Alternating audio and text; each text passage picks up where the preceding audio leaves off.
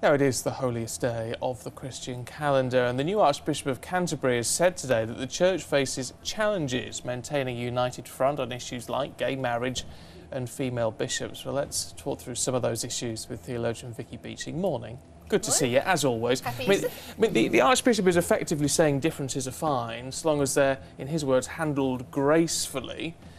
Does that make any sense to you? I think it does, and I think that's a really unique position that the Church of England occupies. Basically, in many religious institutions, you'd hear somebody actually saying, I need you all to agree. And many religious leaders would actually go a step further and say, I need you to agree with me.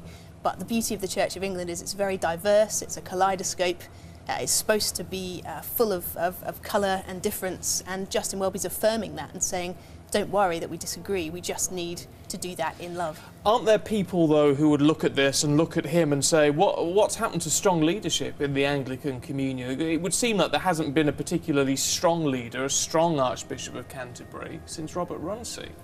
Well, I think Justin's the man for the hour. His background, as we know, is in reconciliation. He's worked in some of the most violent areas of conflicts on the globe, and we know that he's actually a man who can bring unity. So I think he's going to help us to really occupy a space of love and grace. And I do think it's possible, and I think that that's what we need to hope for, especially on Easter Sunday, when we remember that the things that unite us actually vastly outweigh the things that we differ over. Is there a difference, though, between having diverse opinion and factions within the Church? I think there is, and I think that's what the Archbishop's trying to say, that we can disagree, but that doesn't necessarily mean that we have to be out of joint with each other. And he's really got this vision for the Church that we would model to society what it looks like to hold very different views, but actually to hold them in love, and sort of be a symbol, I suppose, of what it looks like to be marked by God's love, and not have to all be cookie-cutter people, but be able to occupy this family space together. I think it's very much like a family. You know, you can't choose who is born into that family, but you exist in love, hopefully. And that's, I think, what he wants the Church to be like. I mean, people may look at this and say, it all sounds very good on the surface, but how actually can that work in practical terms when you have issues like gay marriage is obviously a big issue, but the whole gay issue per se has dogged the Church of England for a long time, as has the female issue, women bishops and women priests and the whole thing. And because you say it's a huge kaleidoscope, there's such a strong Anglican communion within Africa, which is driving a lot of the negative views on this. How can you agree to disagree?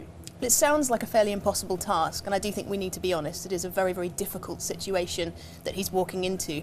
I know the former Archbishop, when he left, said that the new man needed the skin of a rhinoceros and the constitution of an ox, which I thought was fantastic. You know, he's walking into basically a war zone in some senses theologically, because we are all on very different pages, but he's saying, you know, he's seen reconciliation work throughout the world in these areas of conflict, and if God's love isn't enough to actually, help us to stand in our differences in unity, then what else could fix that?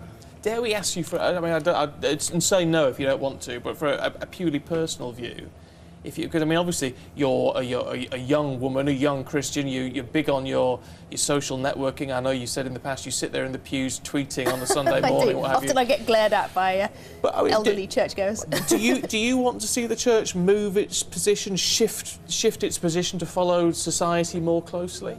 Well, personally, I don't think that theology should ever follow culture. I think that's the wrong way around. I think we should be looking to what the Bible says and living that out. But personally, when I look at the Bible, I actually see it saying a different thing to some of my friends do. So I wouldn't say we go with culture, because that's an argument many people use against things like gay marriage and women bishops, that you're just going with the times. But I actually think when I look at the Bible, I see a Jesus who preaches a message of love. He wants everybody welcome. He wants everybody to come in. That's the message of Easter. That's the message of the cross.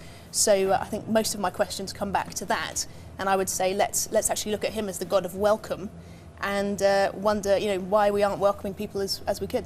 But that's the problem. Therein lies the problem. People see a different God and interpret things They totally do, differently. and I think that's what Justin knows. He looks at this diverse bunch of people who read the same book and take away very different things and say, we're never all going to agree. We need to just be living in that reality, accept that, but do so from a spirit of graciousness. Always good to get your thoughts, Vicky. Thanks very much indeed. Thanks.